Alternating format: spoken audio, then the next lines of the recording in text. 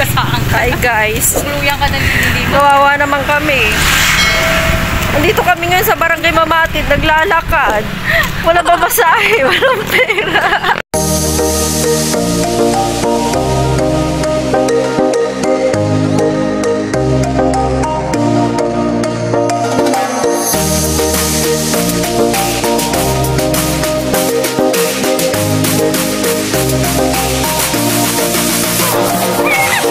Baka meron magbigay sa amin kahit papaano. Nananawagan po ako sa mga followers nito kasi malakas na sa TikTok eh. Baka naman guys. Nag-load ko na TikTok eh. Sinabi mo. Wala kayong pamasahe. Kawawa naman kami. Mabigay ng coin. Baka recharge. Guys, sa totoo lang wala talaga kaming pera. Paano na yun? Kaninang umaga. Tira nyo guys, pinagtitingin na kami ng mga tao. Habang naglalakad dito sa kalsada. Paano? Ang ganda-ganda daw na naglalakad tapos walang pera. Wow. Kawawa naman. Busy lang sa work. Sabi?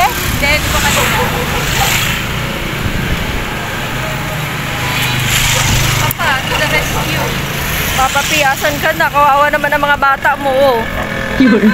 Ganda-ganda, naglalakad.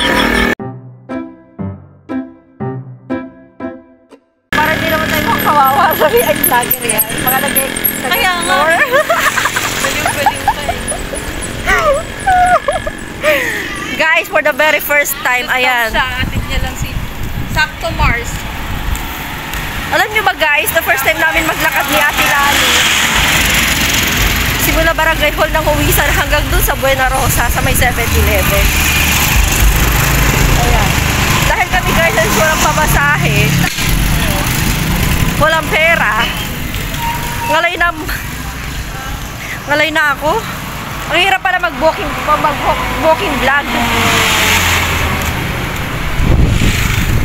Naglalakad for the content. True to life. Ang baga ng kasama ko. Tapos tinahablot ang cellphone ko, patay tayo. Baka naman.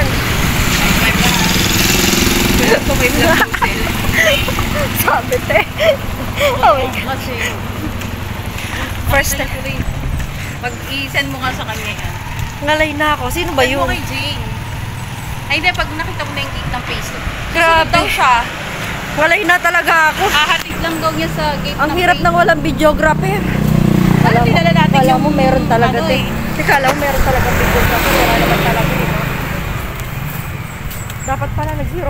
Ano ako. Yung ginagawa namin ni Lara. 0.5. Oh, 0.5. 0.2 ang nasa isip ko. Pwede ko na tinulit. Alanganin eh. Alam ko nang mali. Ang iPhone. Ngalay na talaga ako. Eh, patayin mo na yan. Ano ka ba naman? Hindi pwede te. Wala. Kailangan natin to mag-pretend na nagbablog para di masyadong halata. Di ba rin nakahulog sa kanal basta nag-content. Ayan guys, so dito na kami sa may Citadel. Phase 2. Ayan, nakita nyo ba guys? Oh, ayan. Pero, halika na rin. Dediretso kami. Ayan mo bakit? Ayan. Makikita nyo. Yan ang gate ng Citadel. So lalampas kami kasi kami pupunta ng Buena Rosario. Magsi 7-Eleven at maglalamon.